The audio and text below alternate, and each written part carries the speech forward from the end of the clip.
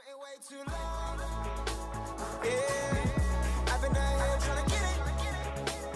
Yeah, I've been waiting way too long. This is the video for chapter 7.2, the converse of the Pythagorean theorem. The converse of the Pythagorean theorem says if the square of the length of the longest side of the triangle is equal to the sum of the squares of the lengths of the other two sides, then the triangle is a right triangle.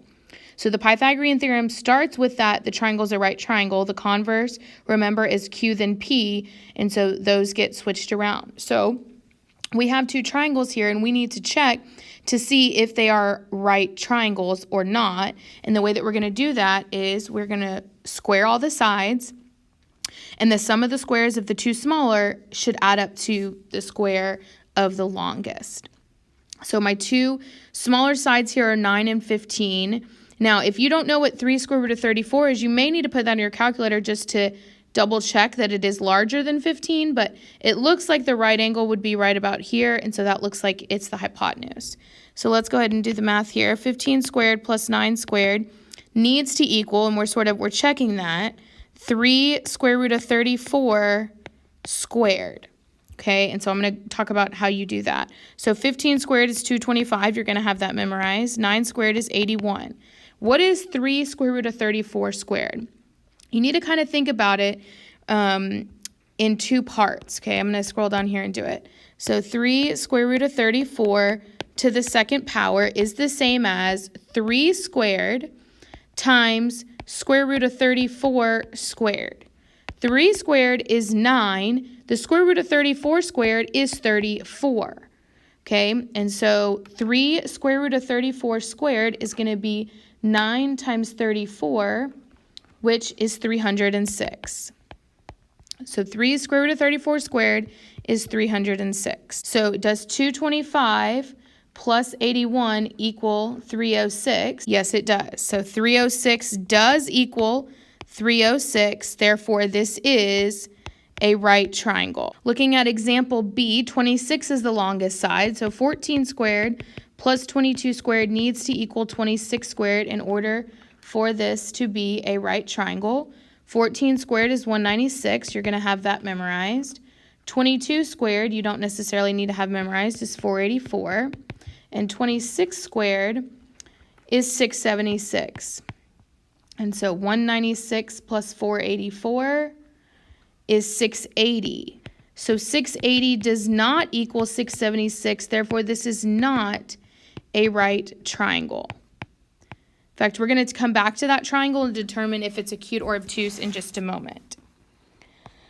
All right, so let's look at this theorem. It says if the square of the length of the longest side of a triangle is less than the sum of the squares of the lengths of the other two sides, then the triangle is an acute. What does that mean? This is what that means. The square of the length of the longest side is less than. So in other words, a squared plus b squared needs to be greater than c squared in order for it to be acute. If this is true, if that inequality is true, then it is an acute triangle. So let's back up to this example really quick. This is my c squared right here. So according to this inequality, the c squared has to be less than the a squared plus b squared. Is that true here?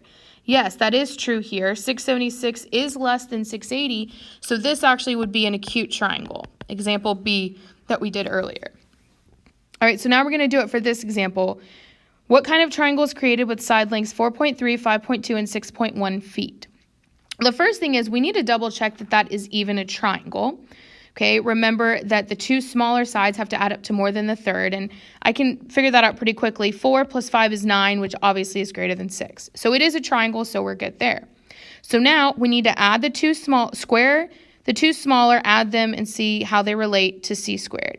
So 4.3 squared plus 5.2 squared is, I'm going to put a question mark here, either greater than or less than, or maybe equal to 6.1 squared. So 4.3 squared is 18.49.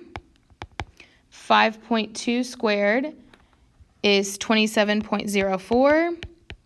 And 6.1 squared is 37.21. So again, I'm trying to decide what the relationship is. So 18.49 plus 27.04 is 45.53. 37.21. So a squared plus b squared is greater than c squared. Therefore, it is acute. This triangle would be acute. So you need to make sure that you have this inequality written down because I think that makes more sense than the theorem in words. The math symbols make more sense to me, hopefully to you too. So the next theorem is sort of the opposite. It says if the square of the length of the longest side is greater than the sum of the smaller squared, then it's obtuse. So what does that inequality look like? So this says that the longest is greater than.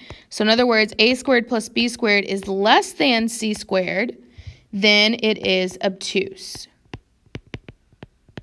And so again, you would just plug in the two smaller for A and B and the larger for C and determine what inequality symbol fits to determine what kind of triangle it is. So you can determine if the triangle is right, acute, or obtuse simply using its side lengths. I've been waiting way too long. Yeah.